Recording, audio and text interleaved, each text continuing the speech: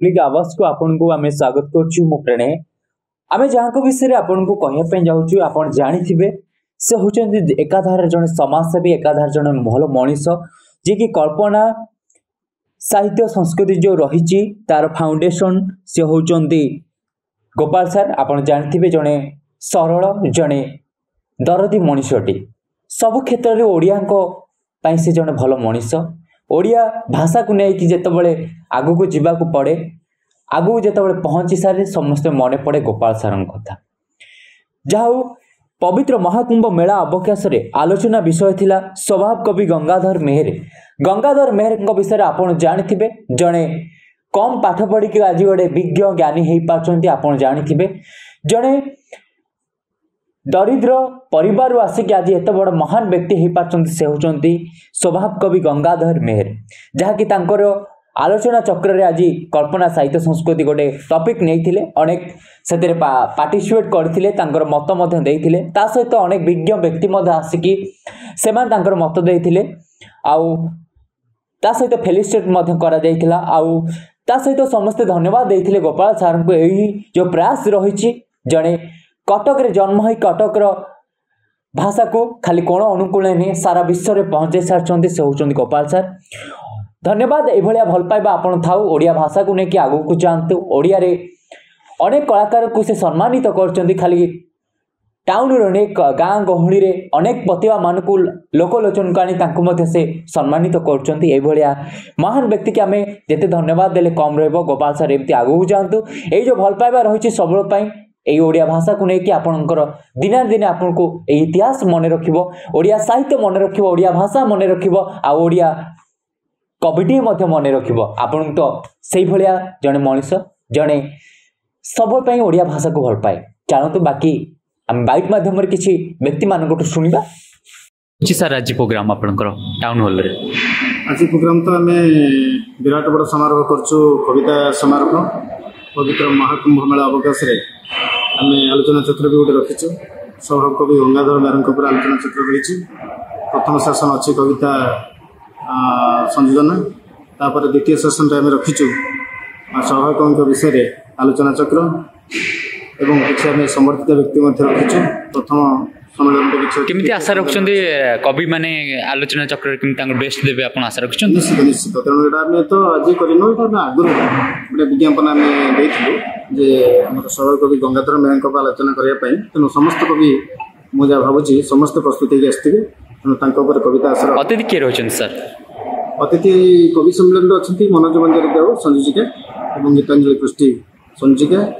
एवं गोपा दास संयोजिका एवं मुख्य वक्ता हिसाब से अच्छा ललिता दास सभापति हिसाब से अच्छा भगवती कटुआ ये सब अच्छा प्रथम सेसन द्वितीय सेसन अच्छा आम उद्घाटक केशव चंद्र राउत सर हाईकोर्टर जज प्राक्तन अधीक्षक एवं मुख्य अतिथि अच्छा डॉक्टर रविनारायण पंडा एसीबी मेडिकल कॉलेज जे प्रोफेसर सभापति अच्छा सुशोधर पंडा समाजसेवी शिक्षाविद एवं मुख्य वक्ता अच्छा सहायक आयुक्त एक होती श्रीयुक्त प्रकाश कुमार पर महोदय से मुख्य वक्ता हिसाब से अच्छा सम्मानित अतिथि भाव में डॉक्टर सोनामणि राउत अच्छा जे प्राक्तन शैलबाला महाविद्यालय महिला महाविद्यालय थे सहकारी प्रोफेसर अतिथि सब अच्छा सर गंगाधर विषय केमती जानते किसी गंगाधर के विषय जहाँ को कहे से सब जानते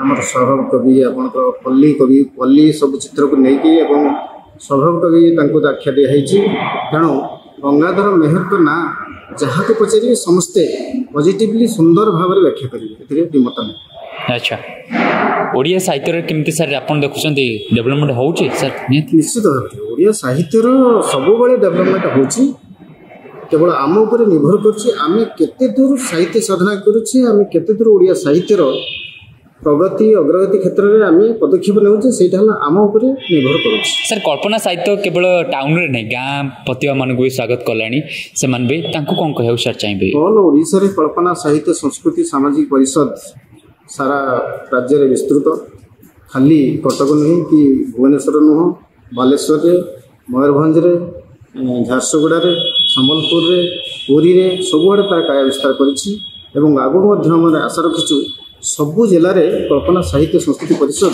ତାର ପରିସର ବ୍ୟାପ୍ତ କରିବ ଏଥିରେ ଦ୍ୱିମତ ନାହିଁ। ଆଜ୍ଞା ଥ୍ୟାଙ୍କ ୟୁ।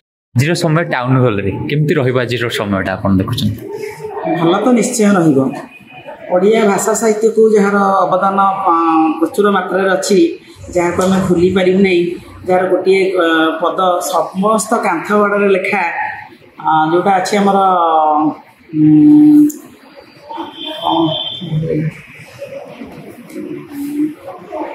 ମାତୃଭୂମି ମାତୃଭାଷାରେ ମମତା ଯାହୃଦେ ଜନମୀ ନାହିଁ, ତାଙ୍କୁ ଯଦି ଜ୍ଞାନୀ ଗଣରେ ଗଣିବା ଅଜ୍ଞାନ ରହିବେ କାହିଁ। ତେଣୁ ଏଭଳି ଏକ ମହାପୁରୁଷ, ତାଙ୍କ ପାଇଁକି ଆଜି ପ୍ରୋଗ୍ରାମଟି ହେଉଛି ଟାଉନ୍ ହଲ୍ରେ, ଯେଉଁଟାକି ଆମର କଳ୍ପନା ସାହିତ୍ୟ ସଂସଦ ତରଫରୁ କରାଯାଉଛି। ବହୁତ ସ୍ୱାଗତ ଯୋଗ୍ୟ ପଦକ୍ଷେପ। ଏଭଳି ମହାପୁରୁଷମାନଙ୍କୁ ଯେଉଁମାନେ ଭାଷା ସାହିତ୍ୟର ବିନ୍ଧାଣୀ ଆମ ଓଡ଼ିଆ ଭାଷା ସାହିତ୍ୟକୁ ଉଚ୍ଚରେ ରଖିପାରିଛନ୍ତି, ସେମାନଙ୍କର ସ୍ମୃତିଚାରଣ କରିବା ନିହାତି ସ୍ୱାଗତ ଯୋଗ୍ୟ ପଦକ୍ଷେପ। ତେଣୁ ତାଙ୍କୁ ମୁଁ ଶୁଭେଚ୍ଛା ଜଣାଇବି। ଆଉ ଆଜି ଏଭଳି ଜଣେ ମହାପୁରୁଷ ବହୁତ ଭଲ ଲାଗୁଛି। ଲେଖକ ଲେଖିକା କବି କବୟିତ୍ରୀ ମାନଙ୍କ ସହିତ ସବୁ ଭେଟ ହବ। ସେ ଗଙ୍ଗାଧର ବିଷୟଙ୍କର ବହୁତ କିଛି କହିବା ପାଇଁ ଚାହୁଁଛନ୍ତି ତାଙ୍କ ବିଷୟରେ? ଆଜ୍ଞା, ସେ ପ୍ରଭୁ ଜଗନ୍ନାଥଙ୍କର ଅପାର ଦୟା, ସେଭଳି କବି ଆମ ଓଡ଼ିଶାରେ ଜନ୍ମ ନେଇଛନ୍ତି ବରପାଲି ମାଟିରେ। ସେ ତ ତାଙ୍କର ସମାଜକୁ ଏଇ କବିତା ସାହିତ୍ୟକୁ ବହୁତ ବଡ଼ ଅବଦାନ ଦେଇଛନ୍ତି। ସେ ବାଣୀ ଭଣ୍ଡାରକୁ ସମୃଦ୍ଧ କରିଛନ୍ତି। ସେ ତାଙ୍କ ବିଷୟରେ କ'ଣ କହିବି? ଆଚ୍ଛା, କେମିତି ରହିବ ଆଜି ପ୍ରୋଗ୍ରାମ ଆପଣ ଦେଖୁଛନ୍ତି? ପ୍ରୋଗ୍ରାମ ବହୁତ ଭଲ ରହିବ। ଆୟୋଜକ ଗୋପାଳ ବାବୁ ସବୁବେଳେ ଯାହା ବି ପ୍ରୋଗ୍ରାମ କରିଥାନ୍ତି ସେ ସବୁ ଭଲରେ ହେଇଥାଏ। ଜଗନ୍ନାଥଙ୍କର ଅପାର କରୁଣା, ସବୁ କବି କବୟିତ୍ରୀ ମାନେ ଆସିଥାନ୍ତି, ସମସ୍ତେ ଏକାଠି ହଉ, ସମସ୍ତଙ୍କର ଭାବ ଦିଆ ନିଆ ହୁଏ, ଆଉ ପ୍ରୋଗ୍ରାମ ବହୁତ ଭଲ ହୁଏ। ଆଜ୍ଞା, ଥ୍ୟାଙ୍କ ୟୁ। ରହିବ ଆଜି ପ୍ରୋଗ୍ରାମ ଗଙ୍ଗାଧରଙ୍କ ବିଷୟରେ? ଆମେ ଓଡ଼ିଆ ଭାରି ବଢ଼ିଆ ସ୍ୱଭାବ କବି ଗଙ୍ଗାଧର ମେହେର ଓଡ଼ିଆକୁ ଭଲ ପାଉଥିଲେ, ମାତୃଭାଷାକୁ ଭଲ ପାଉଥିଲେ। ତେଣୁ ସେହି ଉପଲକ୍ଷେ ଯେଉଁ ଆଜି ଆଲୋଚନା ବିଷୟ କରାଯିବ, ସେଥିରେ କଳ୍ପନା ସାହିତ୍ୟ ସଂସ୍କୃତି ଓ ସାମାଜିକ ପରିଷଦ ଆଜି ଫେବୃଆରୀ 14 ତାରିଖ ଦିନ ଭାଲେଣ୍ଟାଇନ୍ ଡେ ଆମେ ମାନେ ଯେଉଁ ଲୋକମାନେ ସବୁ ପିଲାମାନେ ପାଳୁଥିଲା ବେଳେ ଆଜି ପିତୃ ମାତୃ ପୂଜନ ଦିବସ ରୂପେ ପାଳନ କରିବା। ଏବଂ ବର୍ତ୍ତମାନ ଆମର ଚାଲିଛି ପବିତ୍ର ମହାକୁମ୍ଭ ମେଳା। ଏହି ଅବକାଶରେ ଆମର ଗୋପାଳ ବାବୁ ତାଙ୍କର ସ୍ୱଭାବ କବି ଗଙ୍ଗାଧର ମେହେରଙ୍କ ବିଷୟରେ ଆଲୋକପାତ କରିବା ପାଇଁ ଆମକୁ ସୁଯୋଗ ଦେଇଛନ୍ତି। ଗଙ୍ଗାଧର ମେହେର ବେଶୀ ପାଠ ପଢ଼ିନାହାନ୍ତି ସତ, କିନ୍ତୁ ସେ କମ୍ ବୟସରେ ଆମ ସାହିତ୍ୟକୁ ଆମ ଭାଷାକୁ ଖୁବ୍ ଉଚ୍ଚ ସ୍ତରରେ ନେଇଛନ୍ତି।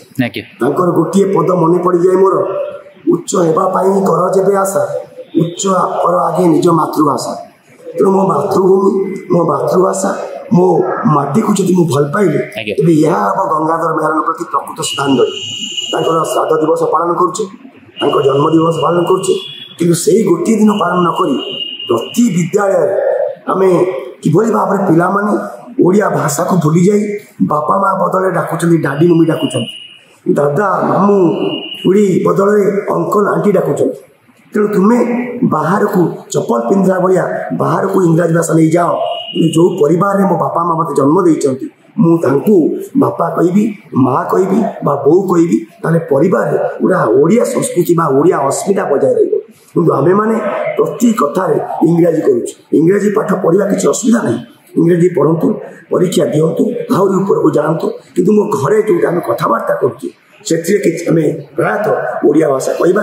ଏହା ହେଉଛି ସ୍ୱଭାବ କବି ଗଙ୍ଗାଧର ପ୍ରତି ମୋର ବିନମ୍ର ଶ୍ରଦ୍ଧାଞ୍ଜଳି ଏବଂ ତାଙ୍କର ସ୍ୱପ୍ନ ସାକାର। ଆଜି ଗଙ୍ଗାଧର ବିଷୟରେ ଆଲୋଚନା ଆପଣ ଦେଖୁଛନ୍ତି। ଗଙ୍ଗାଧର ମେହେର ହେଉଛନ୍ତି ଓଡ଼ିଶାର ଲବ୍ଧ ପ୍ରତିଷ୍ଠିତ କବି, ସ୍ୱଭାବ କବି। ତାଙ୍କୁ ସ୍ୱଭାବ କବି କୁହାଯାଏ। ତାଙ୍କର ଲେଖା ଏବଂ ତାଙ୍କର ସାହିତ୍ୟ କୃତି ଓଡ଼ିଶା ବାଣୀଭଣ୍ଡାରକୁ ରୁଦ୍ଧିମନ୍ତ କରିଛି। ଗଙ୍ଗାଧର ବିଶେଷ ପାଠ ପଢ଼ିନଥିଲେ ମଧ୍ୟ ସରସ୍ୱତୀଙ୍କ ବା ବାଗ୍ଦେବୀଙ୍କ କରୁଣାରୁ ସେ ଯେତିକି ଜ୍ଞାନର ଅଧିକାରୀ ହେଲେ, ପଞ୍ଚମ ଶ୍ରେଣୀ ପାଠ ପଢ଼ି ତାଙ୍କ ଲେଖା ଆଜି ପୋଷ୍ଟ ଗ୍ରାଜୁଏଟ୍ରେ ସିଲାବସ୍ରେ ସ୍ଥାନ ପାଉଛି। ଆଠୁ ଆଶ୍ଚର୍ଯ୍ୟ କଥା କ'ଣ ହୋଇପାରେ? ଗଙ୍ଗାଧରଙ୍କର ଦାରିଦ୍ର୍ୟ ବାଲ୍ୟକାଳ ଅବଶ୍ୟ ସେପରି ମଧ୍ୟବିତ୍ତ ପରିବାର ଭିତରେ ଜନ୍ମିଥିଲେ, କିନ୍ତୁ ଅଭାବ ଅନାଟନ ଦେଇ ସେ ଯେତେ ପାଠ ପଢ଼ି ପାରିନଥିଲେ ମଧ୍ୟ ସାହିତ୍ୟ କୃତି ଏତେ ଅଧିକ ଯାହା ସର୍ବଜନ ବିଦିତ।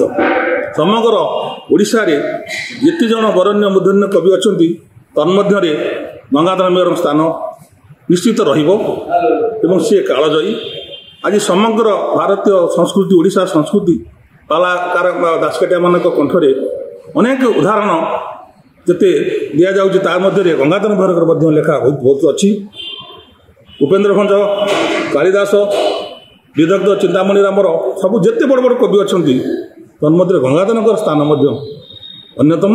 ଏଣୁ ଏପରି ଜଣେ ମହାନ କବି ସାହିତ୍ୟିକ ଏ ମାଟିରେ ଜନ୍ମ ନେଇଥିବାରୁ ଆମେ ନିଜକୁ ଧନ୍ୟ ମନେ କରୁଛୁ ଏବଂ ବରପାଲି ତାଙ୍କର ପ୍ରକୃତ ଜନ୍ମସ୍ଥାନ ବରଗଡ଼ ଜିଲ୍ଲାର ବର୍ତ୍ତମାନ ବରପାଲି ସେ ମାଟିକି ମୁଁ ପ୍ରଣାମ କରୁଛି। ଲେଖୁଥିଲେ ଗଙ୍ଗାଧରଙ୍କ ବିଷୟରେ କେମିତି ରହିବ ଆଜି ସାର୍ ଲେଖା? ଆଜି ହେଉଛି ଏକ ପବିତ୍ର ଦିବସ।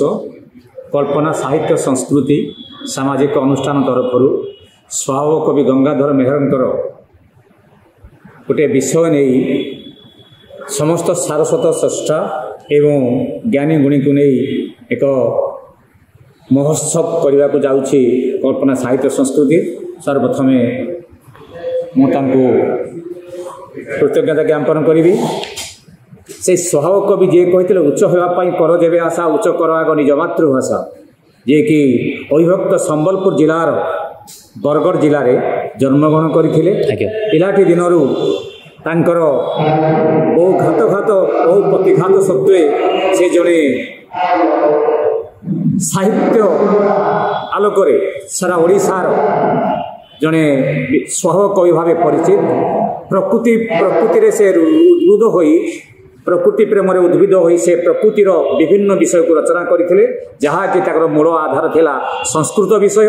ସଂସ୍କୃତକୁ ନେଇ ସେଥିରେ ସେ ରାମାୟଣ ମହାଭାରତକୁ ନେଇ ବିଭିନ୍ନ କାବ୍ୟ କବିତା, ଯାହାକି ସେଇ କାଳଜୟୀ ସ୍ରଷ୍ଟାଙ୍କର ପ୍ରଣୟ ବଲରୀ କୁହନ୍ତୁ, ଇନ୍ଦୁମତୀ କୁହନ୍ତୁ, ଅର୍କଥାଳୀ କୁହନ୍ତୁ, କୀଚକବଧ କୁହନ୍ତୁ, ରସ ରତ୍ନାକର କଥା କୁହନ୍ତୁ, ଅନେକ ଅବଦାନ ସେ ସାରା ଓଡ଼ିଶାକୁ ଦେଇଛନ୍ତି। ଏପରିକି ଯେତେବେଳେ ଇଂରେଜ ସରକାର ଆମକୁ ଆମର ଓଡ଼ିଆ ଭାଷାକୁ ଗୁରୁତ୍ୱ ନ ଦେଇ ବଙ୍ଗାଳୀ ଭାଷାକୁ ସେମାନେ ଗୁରୁତ୍ୱ ଦେଉଥିଲେ, ସେହି ପରିପ୍ରେକ୍ଷୀରେ ସେହି ସମୟରେ ମଧୁବାବୁ, ଗୌରୀଶଙ୍କର ରାୟ, ଗଙ୍ଗାଧର ମେହେର, ବ୍ୟାସକବି ଫକୀରମୋହନ ଏବଂ ଏପରି ଅନେକ କବିଙ୍କର ସେ କାଳଜୟୀ କବିତା ମାଧ୍ୟମରେ ଏପରି ଏକ ସଚେତନତା ବାର୍ତ୍ତା ଯାହାକି ଦେଇଥିଲେ, ଯାହାକି ପୂର୍ବ ସମୟରେ 1936 ମସିହା ଏପ୍ରିଲ 1 ତାରିଖ ଦିନ ସର୍ବପ୍ରଥମେ ଏକ ଭାଷାଭିତ୍ତିକ ରାଜ୍ୟ ଉତ୍କଳ ପ୍ରଦେଶର ଗଠନ ହେଲା।